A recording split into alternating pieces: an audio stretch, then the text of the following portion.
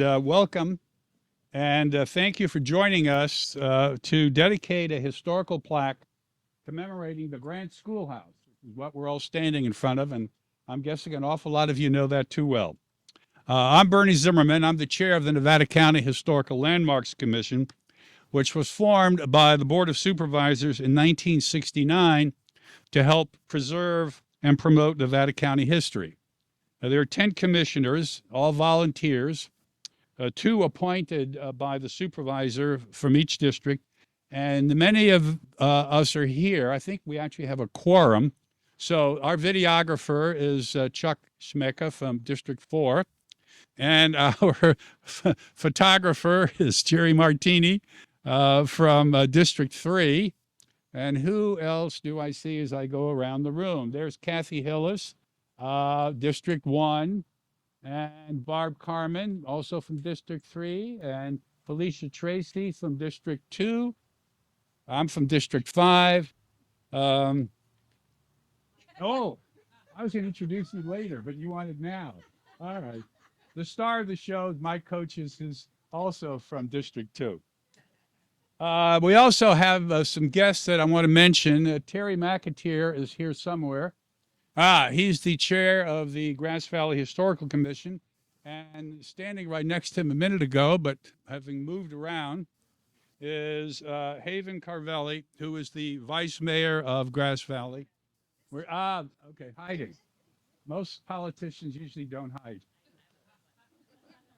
All right, is there anyone else here? I think I've got all of the commissioners. Oh, I'm sorry? Oh, gosh, Teresa Poston, also with the Grass Valley Historical Commission. Look at the glare behind you. All right, so the Landmarks Commission helps preserve county history by processing applications to register historical landmarks and making recommendations to the Board of Supervisors. It's the board that actually decides whether to designate something a landmark. Now, the applicant in this case was Ari Brulette, who is standing right there, and you'll be hearing more from him in a while. He and his wife own and live in the school building, which they have renovated. And the board landmarked this site on March 11th, 2025, and its official designation is NEV 2502. The commission promotes history through, we have a website, Facebook presence, Instagram presence. We also published two books. One is called Exploring Nevada County, and it's a guide to the approximately 250 historical landmarks in the county. It's available both as a paperback, looks like this, and if you're interested, the electronic edition, you can download it on any device, an iPhone, a pad. You can just follow around the county, track yourself on the device, and it has a lot more information in the book because there are hypertext links to all kinds of Wikipedia entries, newspaper articles. There's a link to a Google map so you can tell exactly when you've come to your landmark and so on. So you can pick up one of these cards if you want more information about downloading that. The books are $20 each, all proceeds for the benefit of the Landmarks Commission. The ebook is $7.99 from Apple or Amazon. The other book, Ghost Towns of Nevada County, contains histories of 38 ghost towns in the county. Felicia Tracy, who is in the shade now, will be in the sun in a while if anyone is interested in buying a book. So now I'm going to introduce Commissioner Mike Coaches. Mike is a retired school teacher and very much involved both in getting our historic schoolhouses landmarked. We've done a number of them, and getting this one landmark and that plaque erected. So, Mike? All right, thank you for coming. All right, thank you all for coming. I grew up the street up here. I'm fourth generation from Grass Valley, and I had a personal attachment to this school as both my grandmother and grandfather attended this school around 1918 to the 1920s, and my mother attended this school about 1938 to 1942 in that area. So I've always driven by it. So the history of this school. You are standing on Winchester Hill. So located on the corner of Winchester and Marshall Streets in Grass Valley, the second oldest school in Grass Valley, Winchester School, was built on this site in 1864 at a cost of $1,500, and approximately 100 students attended. In July of 1895, it was decided to cut the next school term short 1 month to effect a sufficient savings to erect and equip a new schoolhouse on Winchester Hill. The estimated cost of building was $1,500, and to furnish it would be $500. In September of 1895, an adjacent schoolhouse named Grant was built. The new school building on which, this is an article that was in the Union in 1895. The new school building on Winchester Hill, into which Miss Julia Dahl's school moved Monday, is one of the handsomest small schoolhouses in the county. The plans were prepared by W.S. May under the direction of the Board of Education. The building is 2 stories in height, and the exterior measures are 38 by 38 feet. The entrance is made through a hall 10 feet in width, with double stairways containing 4 landings leading to the upper room. On either side is a waiting or cloakroom 10 by 7. Only the lower room has been finished and is now ready for occupancy.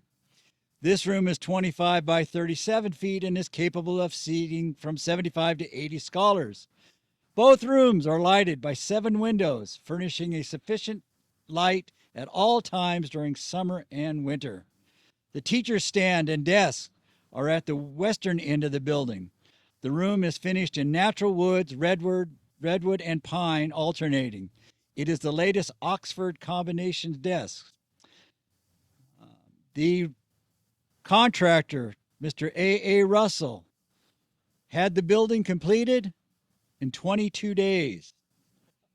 The building was painted, and its appearance contrasts greatly with the older school buildings of the district. It has a handsome portico that had been added to the building in addition to the original plans. So, the building, the original school, was then classes were held on Monday, September 29th of 1895. 3 years later, on September 5th, 1898. Now remember, there's 2 schools here. There's a Winchester school and a Grant school on this property. In 1898, somebody was playing with matches up here, and both buildings were completely destroyed by fire. Somebody throwing a lit cigarette or cigar. A passerby attempted to use a garden hose to extinguish the fire, but the water had been turned off, and not a drop was available. The fire scorched adjacent residences, and the fire department could do nothing to quench the flames. The fire was reported in the Sacramento Union, the San Francisco Examiner, and the Los Angeles Times. In 1900, Grant School was rebuilt and opened to students on April 2nd, 1900. So that was April 2nd. On April 17th, some kids or intruders broke into the school and tried to do damage, but they were caught. 1904, a stone wall was built, I think, around the side over there. In the spring of 1940, Grant School was abandoned. The windows were boarded and the school locked. To all intents and purposes, the school was finished. But in the fall of 1940, an increase of students in Grass Valley found a need for the school, and it was opened again. In 1943 to 1945, empty classrooms were used for the Red Cross nursery, and many Boy Scout meetings and Girl Scout meetings are here again. It was not used again in 1947, 1948. It was renovated for the fall of 1949. All right, in 1955, there was concern over it being used again because of age and condition. It was described as historic and crumbling. In 1959, they checked on the fire extinguishers and they were found to be 30 years old. The building was abandoned in 1961 to 63. In February of 62, the Citizens Committee of the Grass Valley Schools voted to have the building razed and the property sold. The plan was rejected by the Grass Valley School District, but the building was renovated and opened again in the fall of 64 due to overcrowded classes at Hennessy. Believe it or not, they still used the school and the upper story was condemned. In January of 1966, it was sold to the California Division of Highways as the new proposed freeway over there would be put in their right-of-way. The transaction never occurred as the route was adjusted through town. School closed for good in June of 1968. In 1968, the Grass Valley School District sold the school to the Christian Church for $11,000, as the district had no use for it after the new Lyman Gilmore School was ready for classes. Okay, I'd like to, oh, go ahead. Couple of things. First of all, are there any people here who went to the school? Okay, so any of you want to share any memories, especially if you have any of Mike's parents? We'd all like to hear about them. Anybody want to speak to their experience? Somebody must want to. The only thing I remember, You're going to have to talk into the microphone here. If you don't mind. Or, Chuck, can I move this microphone around to people? is too high. Well, go ahead. You can start by telling us your name. My name is Shirley Tellum Bevelheimer, and I went to school here 1953, 54, and grade 4 with Mrs. Christian. And the thing that I remember mostly is on Valentine's Day, we had a big string of rope or wire or something out here, and we made these holders that we could put cards in. And so they were all hanging up there, and we all had our Valentine's cards for our partners in our classroom, and we went by and we put all the cards in there. That's my biggest memory of this school. I had all good grades, A's and B's. So there's my report card. So anyway, that's my story. Good, thank you for sharing. Anyone else? Anyone had better grades than she did? No. All right, did I see a hand back there? Who's here? Dave. Dave? Oh, Dave, did you go to school here? Yes. Well, you tell a good story. Come on up. You must have one.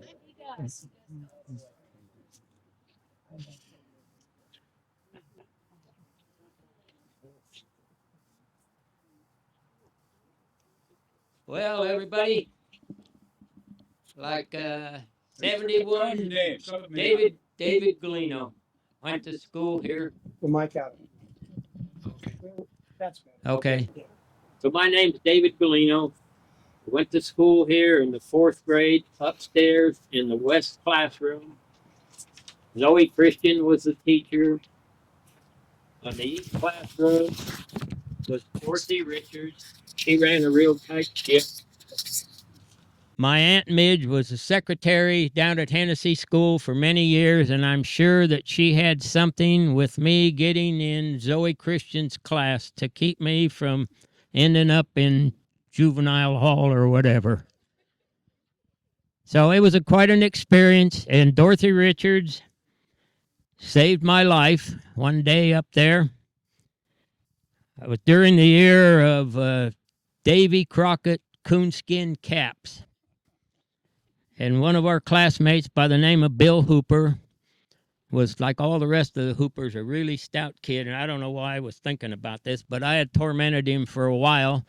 So he had enough of that, and he stuffed me in the coat closet and proceeding to beat on my head over there when Dorothy Richards came to my rescue and reached down and pulled him off and saved my life. So I'm appreciative for both Zoe and Dorothy Richards. So it was a great time at Grant School. It, just was. You didn't bring your report card, though, I see. No, I didn't, and I didn't have A's and B's. All right, anyone else? Anyone else? All right, well then let's do this. If all the folks who went to school will come up to the steps, we're going to take a group photo.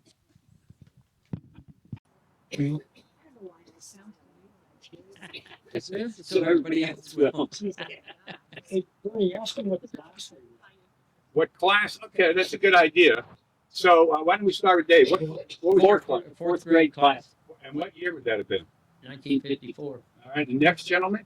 Jim Buxwood, sixth grade. Sixth grade, what year? Just a memory. Would have been 56. 59 or 60. 56. 56. Yeah, the A student knows. Listen, in Triangle, I went to kindergarten and fourth grade. All right. And I don't remember what year. And Shirley Vaughn Ellum, Bellenheimer, long name. I went here in 1953, 54 in fourth grade with David, and we had the same teacher, Mrs. Okay. All right, photo's done. Good. Thank you all very much. Thank you very much for coming. Good to see this kind of reunion. She was right there, with her hand. All right. So now I would like to introduce Ari Brulette, the applicant, the homeowner, who probably paid a lot more than $11,000 for this place. So Ari, if you can go over there, unveil the plaque, read the text, then you can come back here and tell us more about the house. All right, here we go. 3, 2, 1. Grand Schoolhouse. The Winchester School, Grass Valley second oldest school, was built on this site in 1864 at a cost of $1,500. Approximately 100 students attended. In September of 1895, the Grant School was built next to it. On September 5th, 1898, both school buildings were completely destroyed by fire. The Grant School was rebuilt and opened to students on April 2nd, 1900, with a few minor interruptions that served the community as a schoolhouse until 1968. The building became a church for a while and then a private residence, and underwent a number of careful renovations and is now recognized as one of the most best preserved buildings in Grass Valley. Amen. Let's come back here, Ari. And the microphone is all yours. All right. Our website, NevadaCountyLandmarks.com. It'll probably take a few weeks for the post-production. Okay, Ari, tell us about what you and your wife did to this place. Well, first of all, I'd like to thank the Landmarks Commission and the Historical Society. You've been a pleasure to work with. And it struck me while listening to the history of the building how many times it came close to being demolished. And empty buildings are certainly never taken care of. And this building, when it was empty, was probably close to being demolished 3 or even 4 times. And it's with great pleasure that we can see it here today in the shape that it is. It's wonderful. The Swan family, who bought it and converted it to a residence in 2000, did a wonderful job. Of the 4 original classrooms, only 1 was cut up into bedrooms, so there are these large kind of institutional rooms that are still there. A little bit impractical, but it's really preserved the character of it. And we could tell our teenagers, go to your living room, which was wonderful for us. My wife's family moved here shortly after World War II and loved the community. I'm from Mariposa, California, and was raised down there. I met my wife Angie at college and started visiting Grass Valley and her family shortly thereafter. And I've always loved this community, its sense of history and its dedication to preserving it. I and my wife were both looking for opportunities to move back here. I had always wanted to live in a building that had been repurposed from a civic function to a residence, and my wife had always dreamed of a big formal garden that always had something that she could be proud of, but more importantly, something to complain about. And if you ask her for a garden tour, she'll tell you about all the things that are driving her crazy right now. We'd love to welcome you into the west side of the lower floor. We do keep we foster a lot of sick animals, so we've sequestered them to the other classrooms. But this lower part is on the west side, we'd love you to take a look at. And also, we just love seeing the report cards and any other history you have where you could send us copies of it. We'll try and preserve it here. We, in addition to living here, once it gets turned into a private residence, some of that civic function and value for the community goes away. But we try to host functions here several times a year, fundraisers for Music in the Mountains, events such as this, so that we can keep the history of the building and some of its value for the community intact. So thank you again to the commission. We've really loved working with you. Thank you, Ari. Where should people go Well, if they want to take the tours? Well, we're not through yet. Yeah, but we'll just go right up this door right here. Okay. Now, does anybody have any questions about anything they've heard today?